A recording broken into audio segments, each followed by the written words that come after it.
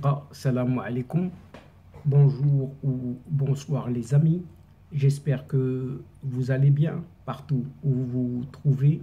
En tout cas, c'est ce que je vous souhaite et pour le meilleur de toutes les situations, bien évidemment. Bienvenue sur votre chaîne Bled Magharibia qui attend comme toujours vos encouragements en la partageant autour de vous, auprès de vos connaissances. Et surtout pour ne rien rater et ne rien manquer des dernières nouveautés, des dernières nouvelles de votre chaîne, abonnez-vous et faites abonner vos proches, tous les gens que vous connaissez, partout où vous y êtes, afin d'y être informés très rapidement et ce en toute primeur bien sûr. Pour ma part, je suis ravi, heureux et content de vous retrouver une nouvelle fois. Et un tout grand merci de nous recevoir parmi vous et chez vous une nouvelle fois. Cette 304e vidéo vient vers vous pour vous proposer votre CQFD, c'est-à-dire ce qui fait la petite discussion à chaque fois entre nous.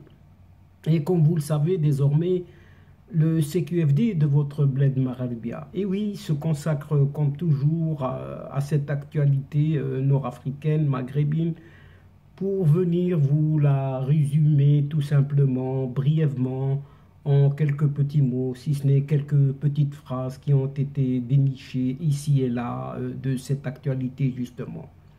Le CQFD, oui, le présent CQFD fait un peu le bilan sur ce rôle clé, oui, ce rôle clé de cet observatoire africain des migrations consacré dans la déclaration, la dernière déclaration de ce 6e sommet Union européenne, Union africaine.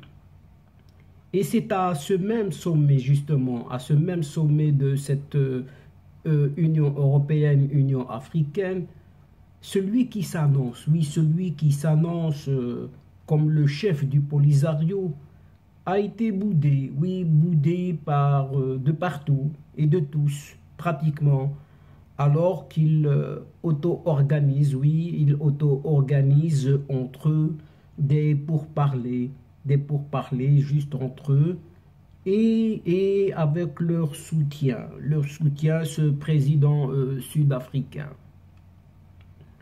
Par contre, oui, du côté du Maroc, oui, et de cette Espagne, un entretien a bel et bien eu lieu entre le ministre des Affaires étrangères marocain et ce chef du gouvernement espagnol, en marge justement de ce sommet Union africaine, Union européenne. Et c'est ainsi, chers amis, que le 6e sommet Union africaine, Union européenne a clos ses travaux. Oui, a clos ses travaux ce vendredi dernier à Bruxelles, capitale belge et capitale européenne en même temps.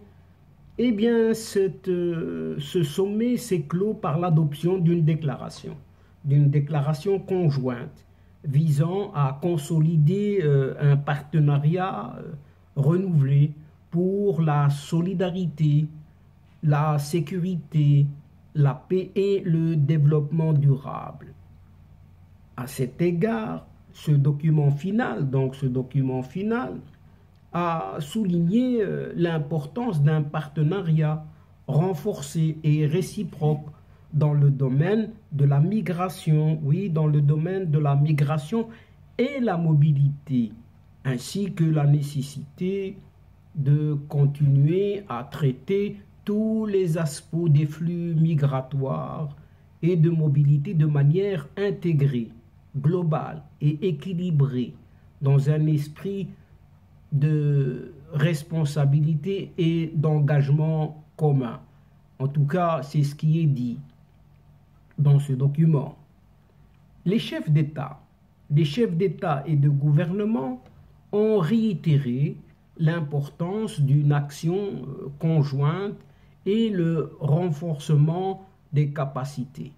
Ceci est le langage diplomatique, bien évidemment, qui ressort un peu de toutes ces conférences ou de tous ces sommets, y compris avec des institutions africaines dédiées particulièrement, l'Observatoire africain des migrations, pour prévenir cette migration irrégulière, renforcer la coopération contre la contrebande, oui, la contrebande, et la traite des êtres humains, ainsi que soutenir une gestion renforcée, dit-on, des frontières et obtenir des améliorations effectives en matière de retour, oui, de retour, de rapatriement et de réintégration.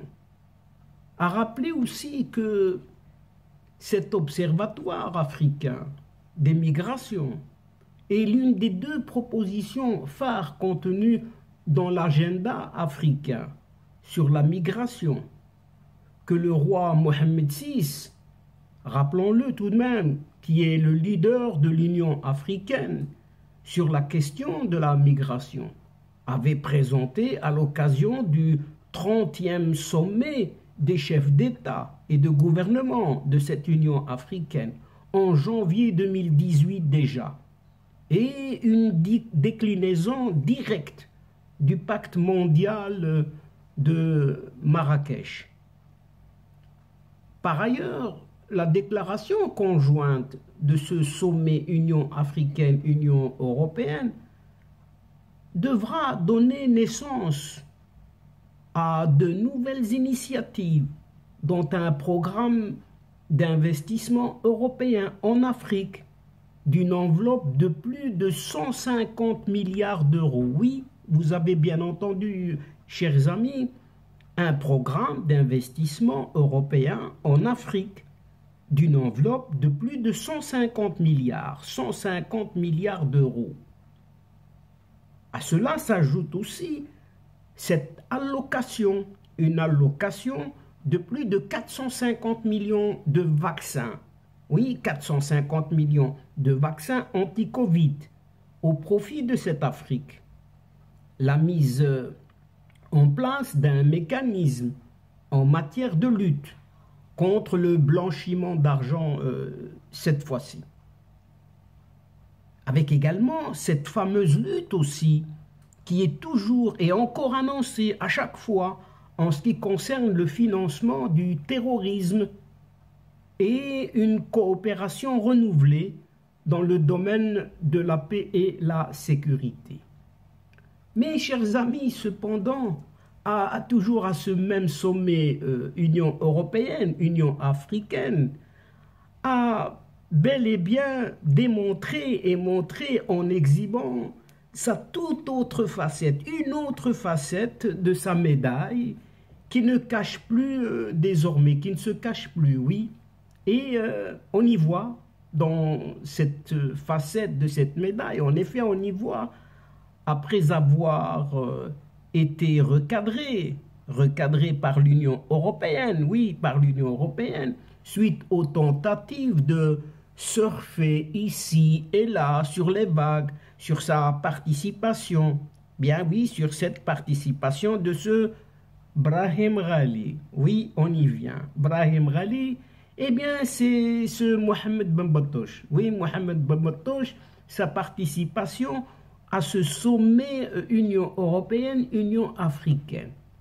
Le Front Polisario, oui, son Front Polisario vient d'essuyer un nouveau revers indiscutable. Et en plus de cette humiliation, chers amis, aucun membre des autres délégations européennes n'a voulu se laisser prendre en photo, avec eux en tout cas. Alors ils se sont pris des clichés. Oui, ces polisariens se sont pris des clichés entre eux, seulement afin de fixer ce rare moment de passage touristique dans la capitale européenne. Donc ça sera certainement un souvenir inoubliable, pour eux en tout cas. Ainsi, après le rappel de cette Union européenne, ce mercredi, que sa position n'a pas changé, oui, n'a pas du tout changé sur le dossier du Sahara marocain. Et qu'aucun de ses membres, tous ces pays de l'Union européenne, ne reconnaissent cette pseudo-RASD, oui, cette chimérique République arabe sahraoui démocratique. Le chef du mouvement séparatiste, arrivé pourtant mercredi à Bruxelles, capitale européenne et capitale belge, eh bien, ce chef séparatiste a été boudé tout simplement par la quasi-totalité, la quasi-majorité des chefs d'État présents à ce conclave, donc à ce sommet de l'Union européenne, Union africaine. Et pour pallier ce camouflet, politique, ce Polisario, décidément, a organisé ce vendredi dernier, en marge de la deuxième journée de ce 6e sommet Union africaine, Union européenne, des entretiens bilatéraux à l'image des autres membres de 2 organisations continentales. Ce que rapporte le média pro-Polisario, oui, ce média pro-Polisario qui est El-Sahraoui. Seulement, bien que ce média évoque des entretiens entre ce Banbatosh Brahim Ghali et certains de ses soi-disant homologues. Oui, soi-disant homologues, en tout cas, ce supposé secrétaire général du Front Polisario, ce Banbatosh, n'a tenu qu'un seul entretien. Et vous savez avec qui? Juste avec son homologue sud-africain, ce Cyril Ramaphosa. En tout cas, reconnaît plus loin ce même média polisarien au service de ces mercenaires. Ces deux derniers jours,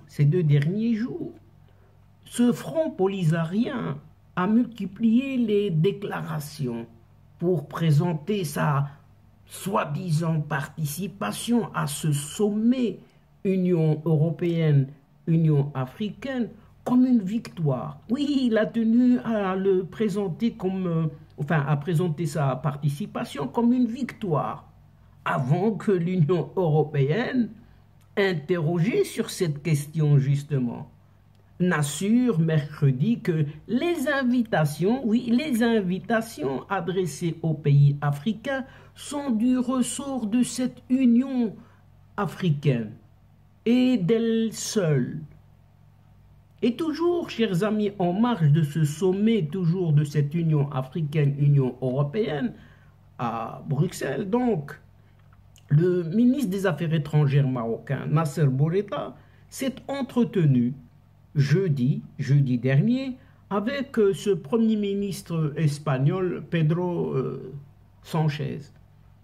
Et cet entretien, le premier du genre, entre hauts responsables des 2 pays, à savoir le Maroc et l'Espagne, depuis le déclenchement de la crise diplomatique en avril 2021, justement à cause de ce Banbatosh. Et la crise diplomatique a été l'occasion pour les partis de convenir cette fois-ci de la nécessité de renforcer les relations stratégiques entre les 2 pays.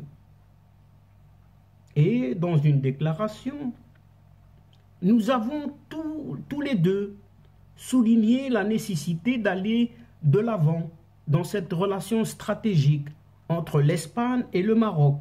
C'est ce qu'a déclaré ce Pedro Sanchez, le chef du gouvernement espagnol, lors d'une conférence de presse rapportée par Europa Press.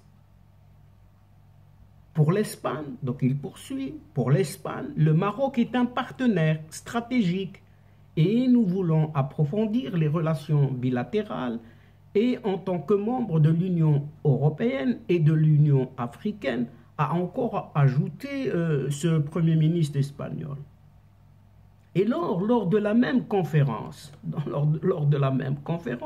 ce Pedro Sanchez a également indiqué s'être entretenu avec ce pseudo-chef du Front Polisario, ce Brahim Ghali.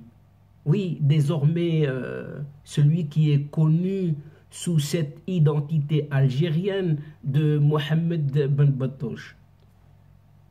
Pedro Sanchez, sans pour autant donner plus de détails sur la nature de leurs échanges.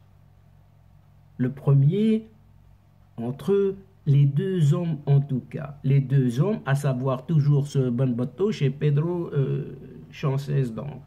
Et donc, chers amis et chers adeptes de la chaîne, c'est ici que prend fin cette séquence en prenant congé de vous.